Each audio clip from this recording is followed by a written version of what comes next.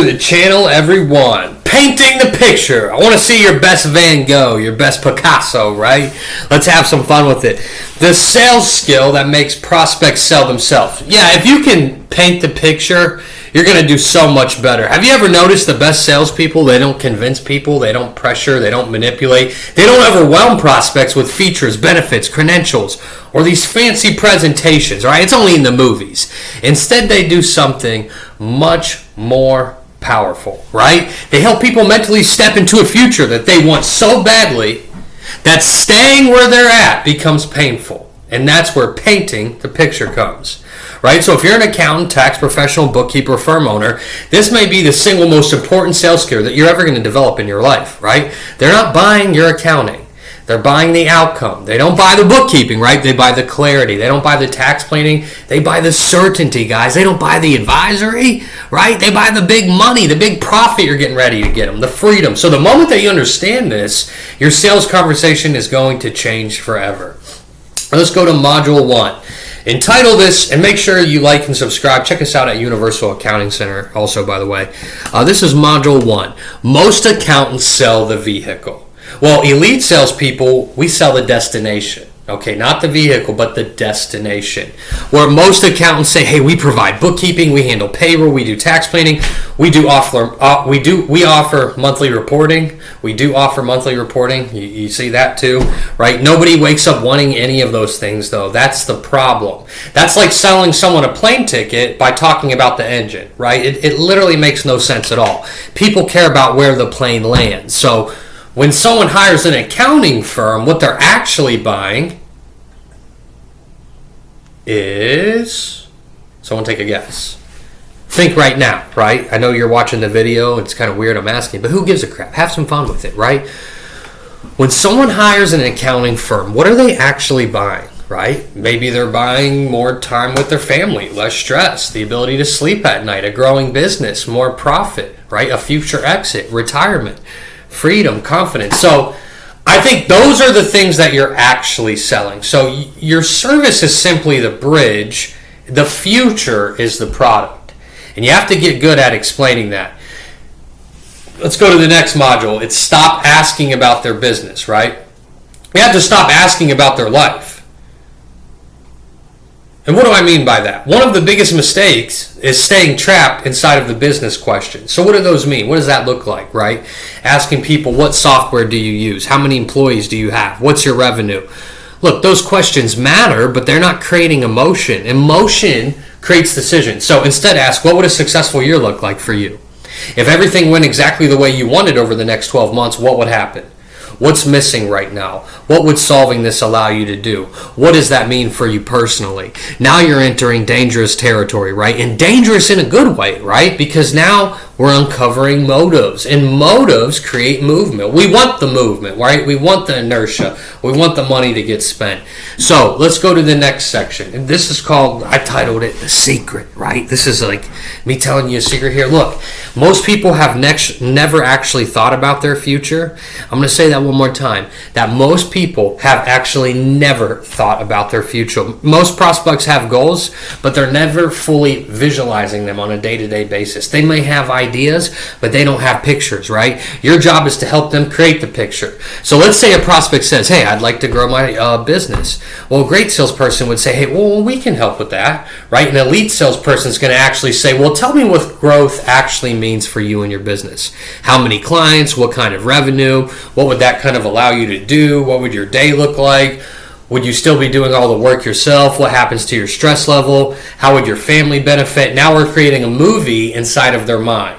And people move toward the movies that they create. So that's what we got to get them to. All right? Move it. Move the needle. Move the needle. Got to move the needle, right?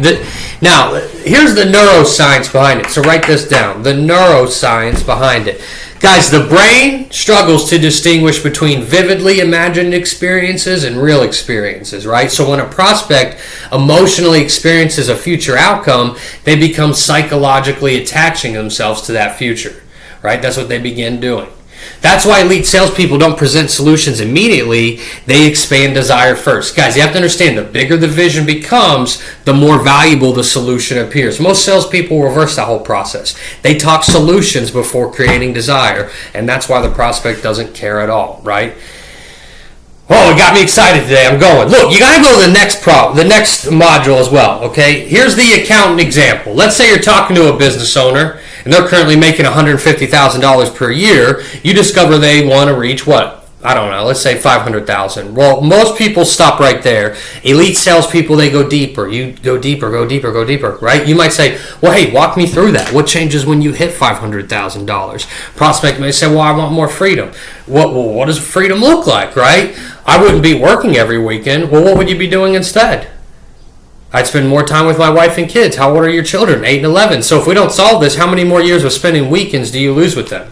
Boom. Now we're connecting business goals to human consequences, and that's where the decision happens. The deal doesn't happen in the darn spreadsheets, the proposal, the brochures, the emotion. It's pain drives change. How do you do it? Questions. Questions lead to consequences. All right. Here, I have a great question for you guys. I'd like you to write down. What would that do for you? What would that do for you? Well, when I ask people what would that do for you, normally I close the deal. And when my reps ask what would that do for you, normally they close the deal. So write that down, memorize it, master it, because every answer has another layer underneath it. The prospect, I want more clients, what would that do for you? I'd make more money, what would that do for you? I'd pay a debt, what would that do for you? I'd stop stressing out every month, and what would that do for you? I'd finally feel secure. Now we're at the reason. I'd finally feel secure. See, most people stop at clients. The best salespeople uncover security. The deeper the reason, the stronger the commitment. All right? Paint the pain picture 2 is the title of the next module. You have to paint the pain picture 2. All right, you have to paint the pain picture 2. I'm going to say it one more time. You have to paint the pain picture 2. Guys, everyone talks about future success, right? Few people paint future failure. And this is where top performers separate themselves, right? Ask, what if nothing changes? Where are you 1 year from now? 3 years from now, right? What does that cost you? What's the risk of staying where you are? Well, many prospects aren't motivated by gain. They're motivated by avoiding loss. So you have to help them see both futures. We've got future A, which is the growth, the freedom, the profit, the control. Then we have future B, which is more stress, more uncertainty, more wasted time, more frustration. When they clearly see both roads, decision making becomes way easier, right? All right, let's move to the next module.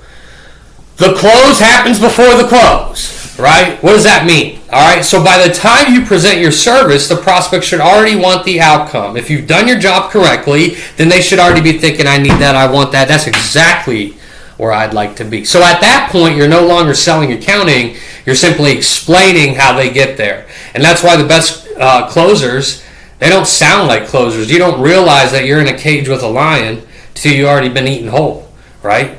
So the decision happened long before the proposal. The decision happened when the prospect emotionally stepped into the future. You have to future pace them.